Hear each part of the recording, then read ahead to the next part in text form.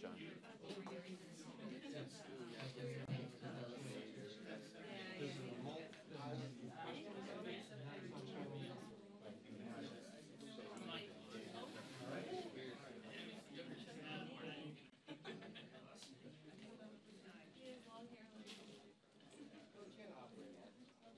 I can't wait.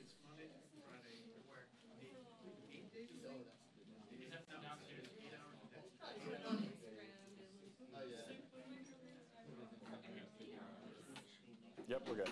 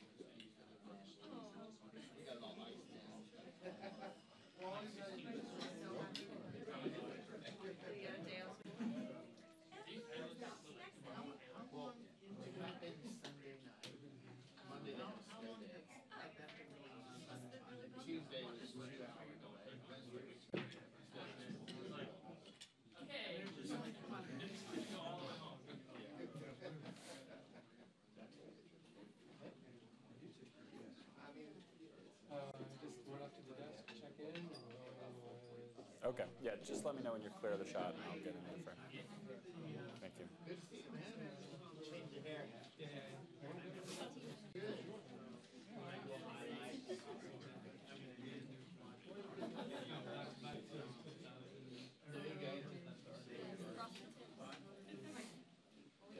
No. Did she send it broadly? Oh, I got it from you now. Hi.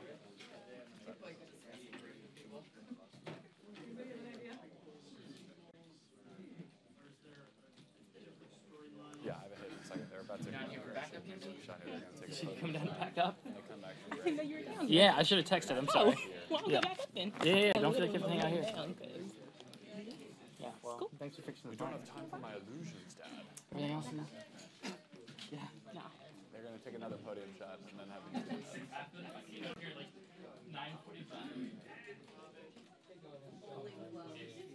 I'm having a very hard time generating the necessary vigor for this particular story today. I feel bad. Like I got Pelosi and then I let 35 House Democrats walk past me and I was like, I don't know what to ask these people.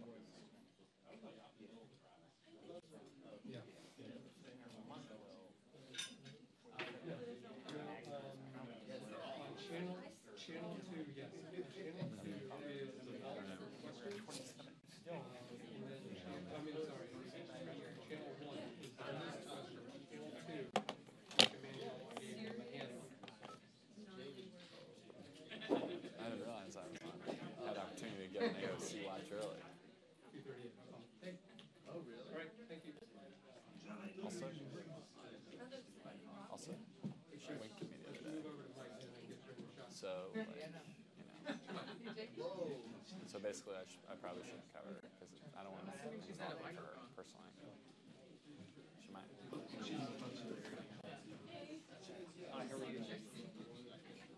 I am very likable until you get to know me. Okay, about to use the shot, John.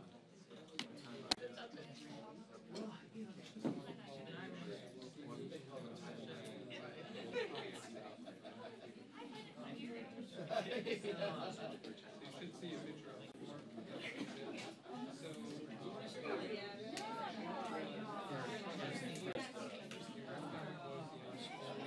Checked it out. I would like to do that now. Yeah, you were long.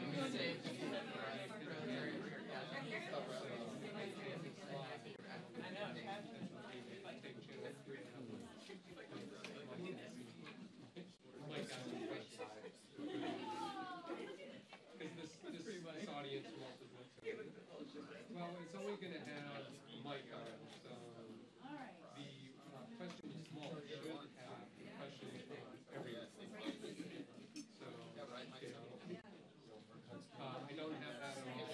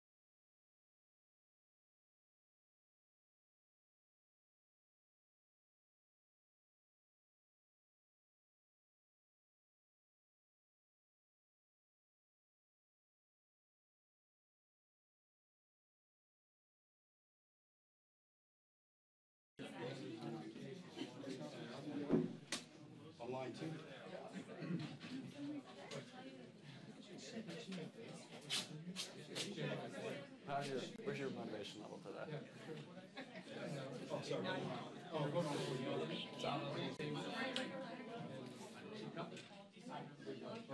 going to go over test channel on front seat, which is Lucky you. Wait, no. Nancy, I think you guys said you right there. Lies.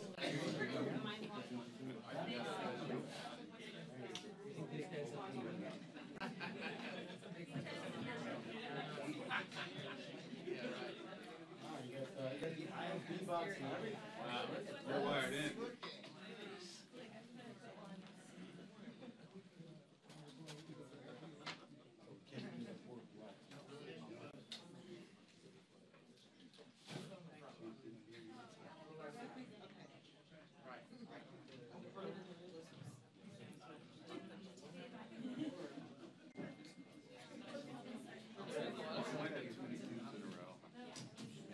No, I know we're in trouble. Yeah.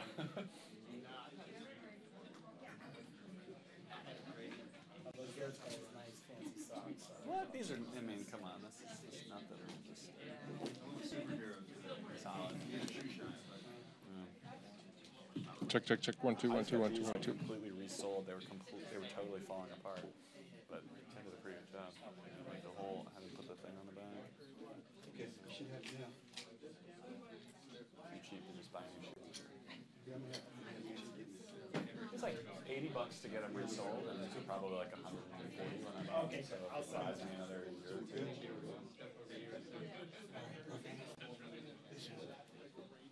Yeah, I got a brother hustling. All right. Yeah. Oh, good. I'm gonna have him do an IFB and audio check for me, okay? Hey, wanna turn on your IFB and talk into the mic, please?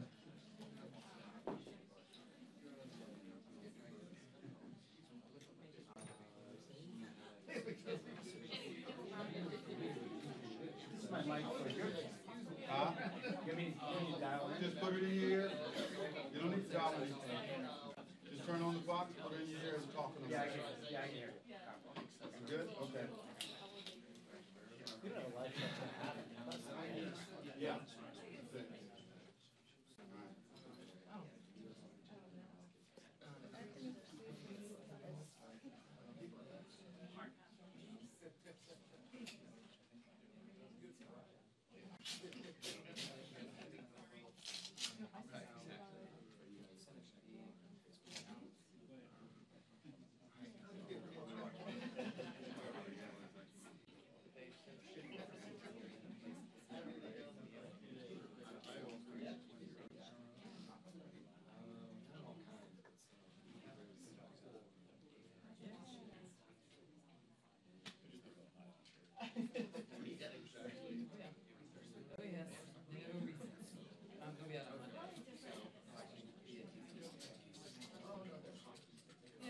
I think that's safe.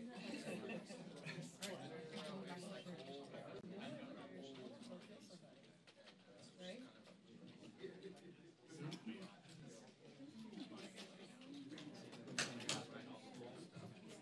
Hey, did we get a phone from you?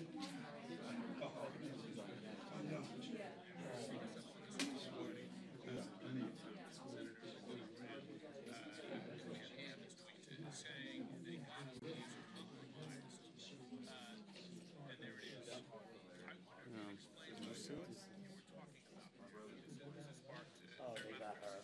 Was she out just now? Yeah. Over the last few years, Senator we have seen many times where Senator Nancy Graham has told that the Vice President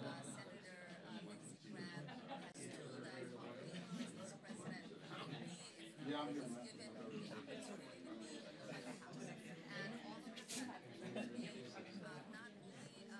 of a sudden, not only smooth turnaround, but a 360 turnaround. Hey, Dan.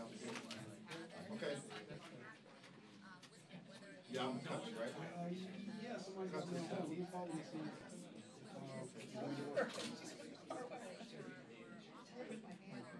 This is so bad. Okay, thanks, Dave. Okay. Sort of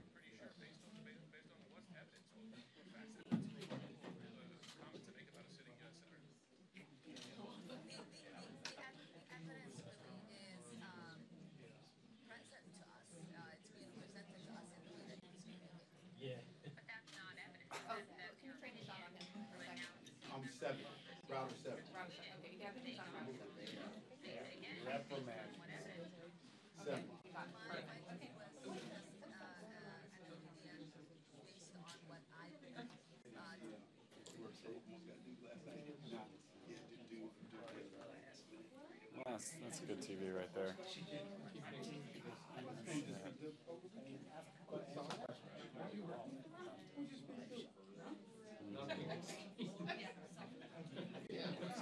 sort of forgot it was Friday. But it's still a good idea. They were right for the one, but they got bumped off. One in the ACC? Where's Virginia? Virginia's just Are we working tomorrow? It's Virginia. Go ahead. Go ahead.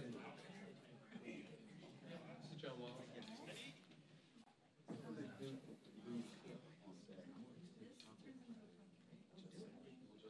Faces Virginia on Saturday. You do a nice shot of this too. I did one leading in. I'm doing one on the way out. Only if she makes news, which I don't even know what would qualify for that at this point. Oh, yeah,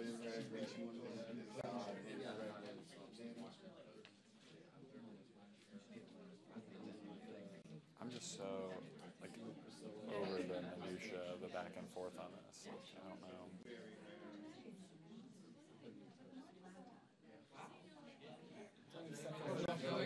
Dude, it's like the 4th. I was looking through the holidays.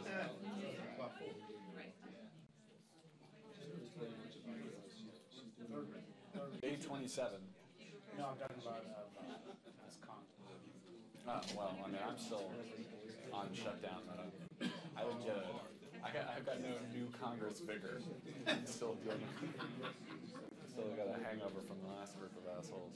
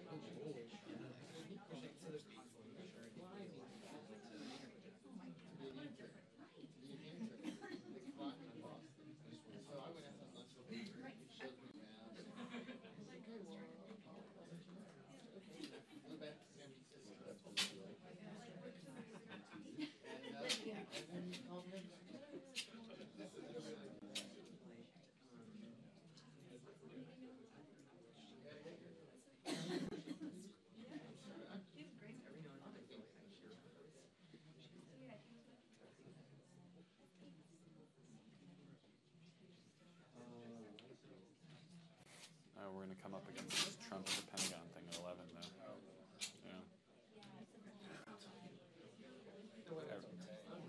Yeah. Ruins everything. Yeah.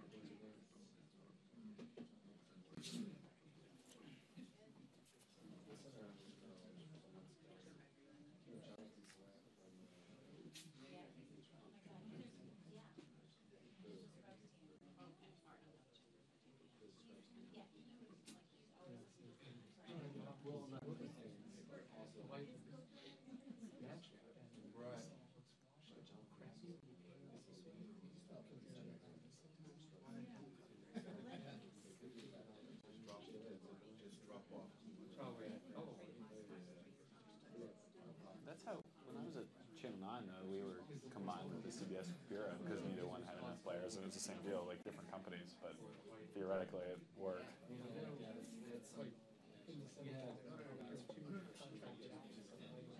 Yeah. Deciding about the Senate studio, I was chair. I want Thompson. I think it looks so much better than it would. And then he went.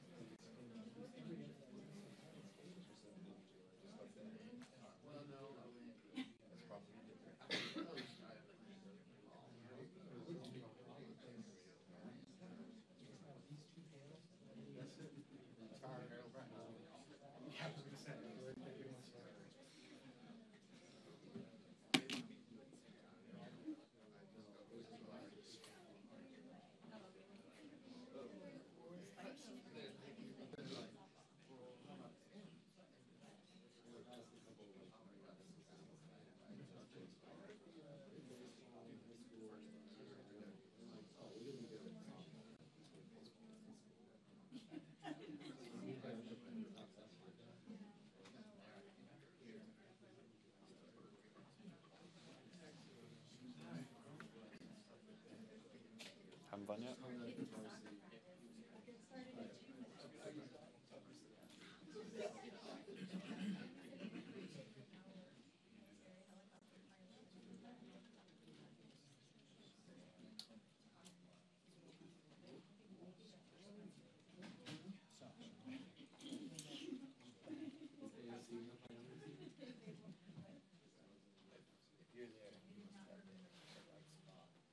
Doesn't strike me as a.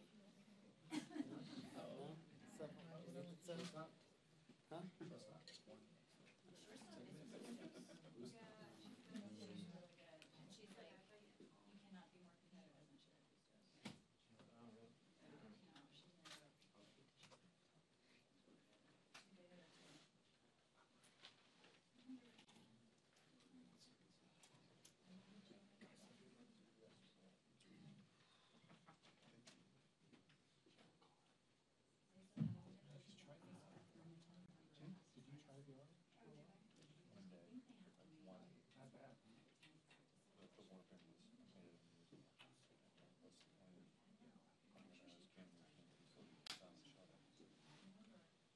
Was it just on sound? Yeah. I think so. Do you think that's a firmware issue? Yeah, well, another processing issue. We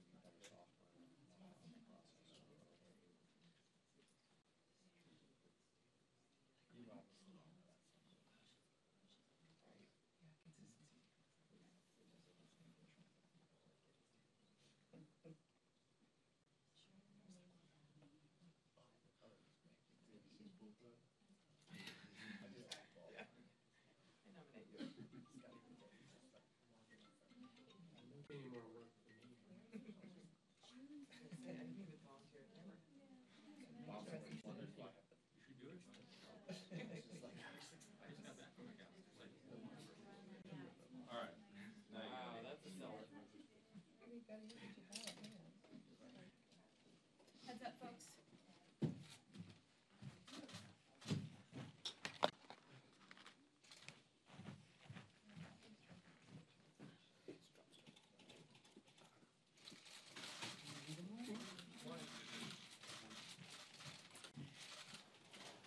Votes on the floor.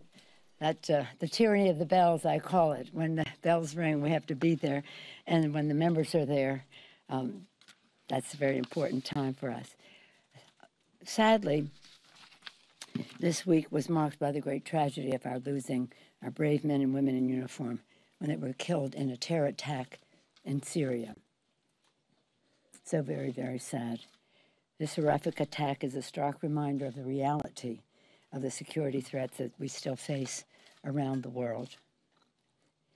Later today, we'll hold a vote on the administration's termination of sanctions against companies controlled by Russian oligarch Oleg Deripaska.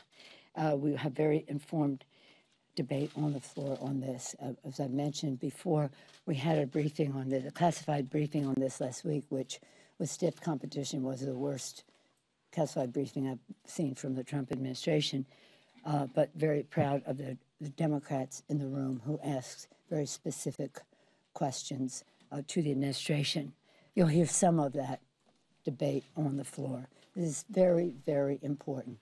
I'm proud that in the Senate, the vote, while they did not achieve 60, was a strong majority, 57 to 42, to disagree, to disapprove of the actions taken by the administration.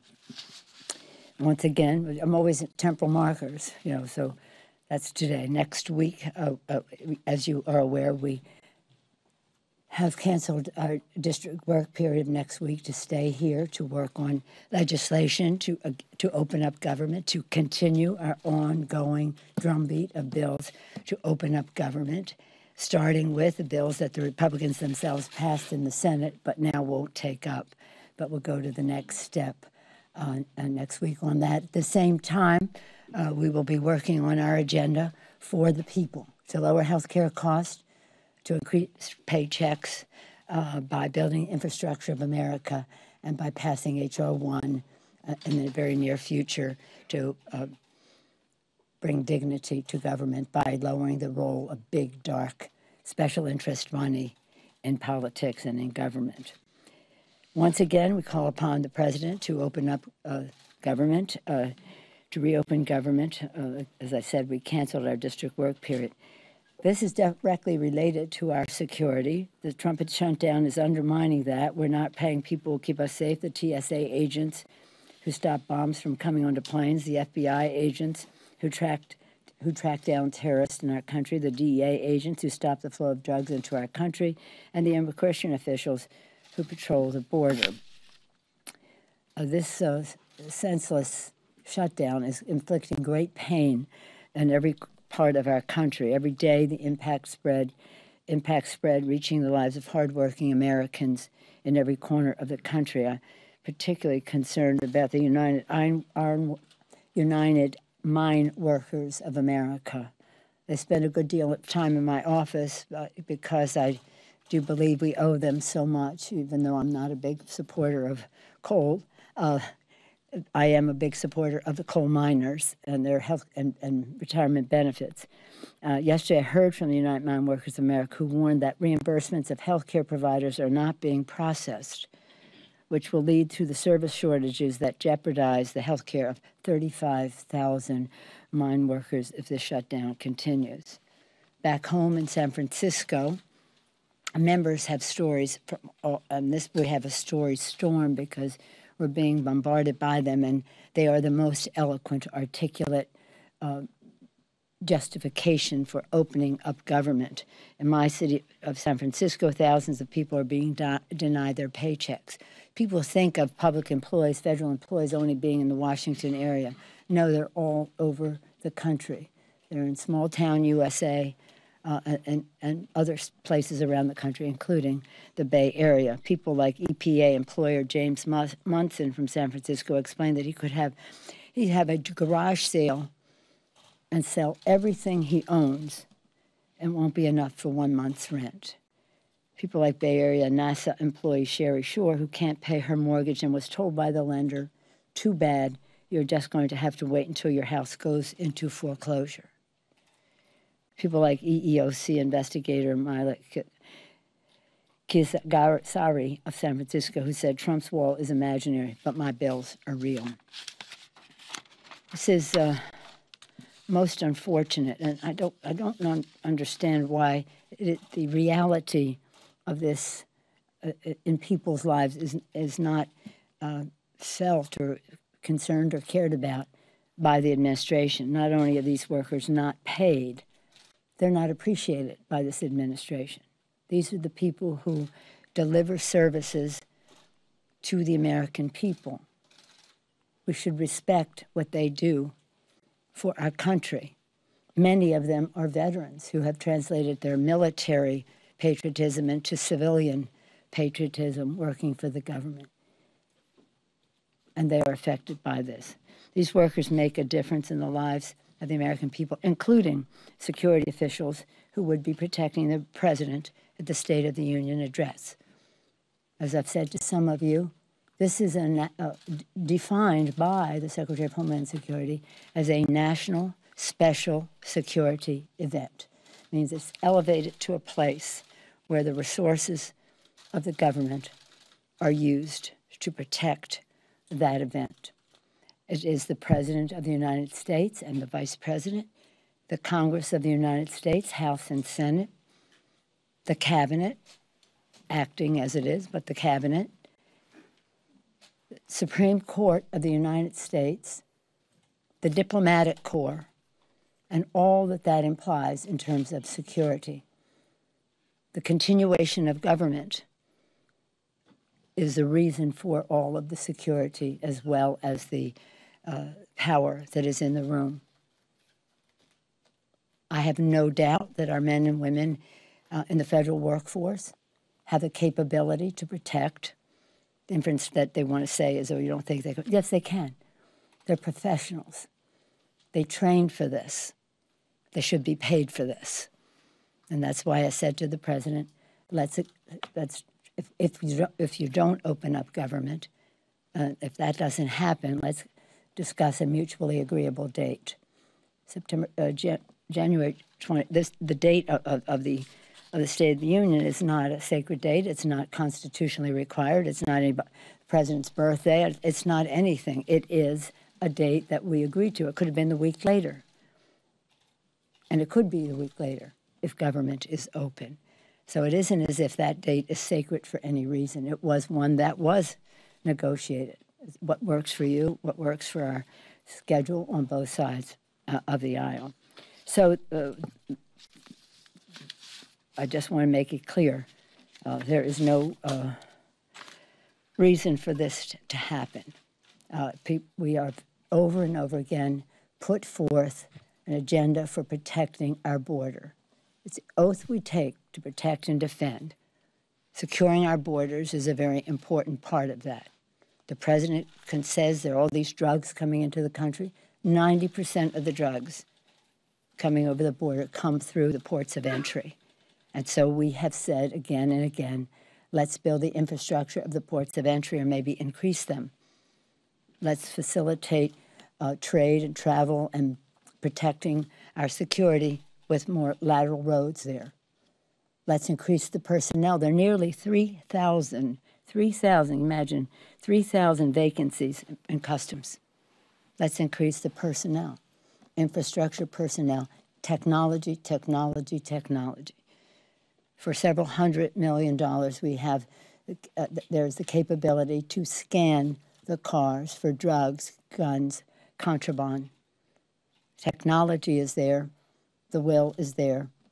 I think there's bipartisan agreement that we should be doing that and to use other technology to protect the border in other ways. The president says the only way to do it is with a wall. That's a debate that we have, but it was no debate that we all agree that protecting our border is a responsibility we have, and that has always been the case. Again, we must respect our workers, protect our borders, and reopen government immediately. Any questions?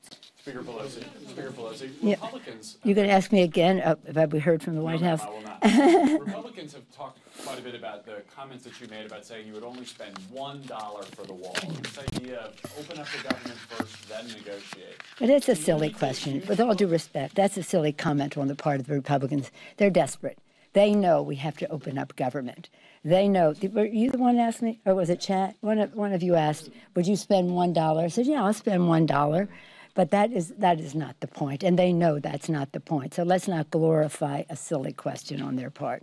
But do you need to express more willingness to negotiate on that figure for Republicans to get past this? I'm not for a wall. I'm not for a wall. I'm not for a wall. Yes. The Secretary of Homeland Security has said that they could secure the State of the Union. So aren't you just trying to deny the president a platform? No, I'm not denying the platform at all. We're saying let's get a date when government is open. Let's pay the employees. Maybe he thinks it's okay not to pay people who do work. I don't. And my caucus doesn't either. And before I issue the letter, I consulted with the chair now of the Homeland Security Committee, Mr. Benny Thompson. about. He has oversight of that committee and has worked very hard and long on issues that relate to domestic security and domestic terrorism. And he agrees that we should go forward in this way. It isn't a question of are they professional enough? Why do we even take it there? The question is they should be paid. And as the secretary of any agency, that person should be advocating for her employees to be paid instead of saying it's okay for them to work without pay. Yes, ma'am. Ms. Nancy. If the president comes back to you and says, no, I want to give the State of the Union at the Capitol on the date we agreed to, what will you do then? Will you allow it to go forward? We'll cross that bridge when we come to it. But we haven't heard, very silent, more than 24 hours to your question that you ask me every time I step out of the office. Have you heard? No, we haven't heard yet. Yes, Chad. What about the idea, I know you have concerns about the security, but considering how everybody is so amped up on both sides now about this shutdown, the president is amped up that by not doing this at this stage, this is really an effort and might be healthy to lower the temperature, that nothing good could potentially come from that scene in the chamber. Members might not be respectful. The president might not be respectful of you. Are you concerned about that? That's probably true. Are you concerned about the temperature getting too high in that? No, I'm concerned about people not having paychecks in their homes. Have you heard the stories of people, that young woman who was on two newlyweds, she came home, she was sick, she's diabetic, she had 3 vials left. She didn't know what she was going to do. She thought hopefully the government would open again. It didn't, so she's not taking insulin that she needed for her diabetes. And she even said sometimes when she would go to sleep, she thought it would be easier not to wake up because she didn't take her medicine than to face the fact that she wasn't having a paycheck and couldn't afford her medicine. The father who had a child who was born and needed an operation but couldn't get onto the health insurance program because government was shut down. The list goes on and on. That's the heat that we want to lower, the heat in the lives of the American people, to convey. There's a story storm that is going on all over the country, and we want to convey the reality of this cruel policy in the lives of these workers. And it's not just, although that's a stunning number, 800,000, we care about that statistic, but we care about each and every family that is affected. And it goes beyond those employees into our economy. The economists, even the president's own people, are saying that the GDP will not grow as long as this shutdown is there. And that means that the president's insistence is a luxury the country, insistence on the wall is a luxury the country can no longer afford. Yes, yes, sir. Your concerns, ma'am. Don't you, as Speaker of the House, have an obligation to be at the negotiating table? We have gone to, what negotiating table are we not at? The last one we went to, I think, was a setup where the president pounded as he gave himself leverage to leave the room. But no, we're at the negotiating table, and I've never discouraged anybody from not accepting an invitation from the President of the United States, and some of our folks were there yesterday, so I don't know which meeting you're talking about that we're not at. Well, there don't appear to be any active talks, and so if Congress has the power of the purse, couldn't you just say, fine, I'll give you some money for border security, here's how you're going to use it? Well, that's what we have been saying. Perhaps you missed it, and perhaps we weren't clear enough, so I'll take responsibility for that. But let me go into it again.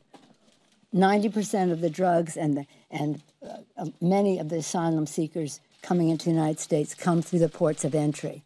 We're saying use resources. And by the way, in the last Congress, before we adjourned, we gave the administration exactly what the department asked for, and passed in the Senate. And we, so when you say, why aren't you negotiating? We are negotiating, and we do go to the meetings. But let's be clear. You said, why don't you put, you will be seeing many things unfolding in the next few days about what our next bills will be on the floor. But in case I wasn't clear, 90% of the drugs coming into the country come through the ports of entry. Let's use resources to expand the ports of entry. You have to base, this has to be evidence-based, not notion-mongered. and those ports of entry need more personnel, nearly 3,000 employees, vacancies, not positions not filled on the border. And some of it is because of the quality of life. They need more infrastructure to do their jobs in terms of ports of entry, water supply, and the rest. And then we talk about technology. As I said, several $100 million, ranges from $500 million to $700 million for the technology to scan the cars coming through the ports of entry, and that is to detect guns. It's like an electronic dog almost to detect drugs, guns, and other contraband. You're using other technology, other places along the border, and to do so in a way. So it's about infrastructure, it's about some roads to go with it to facilitate trade, immigration, first and foremost, our security, and to do so in a way that honors our values. Maybe, I don't know if I have this here. I just saw a poll that said, which was interesting because it said, do you think, what was the question? Was George here? Do you think that, do you think that the wall is consistent with our values? Or is it like 51% said no, and 42 or something like that said yes? So this is about who we are as a country, that we're able to protect our borders, our people, and our values. Thank you all very much. Thank you. Thank you. Is a steel slat fence a wall? What if they find another home here on the hill?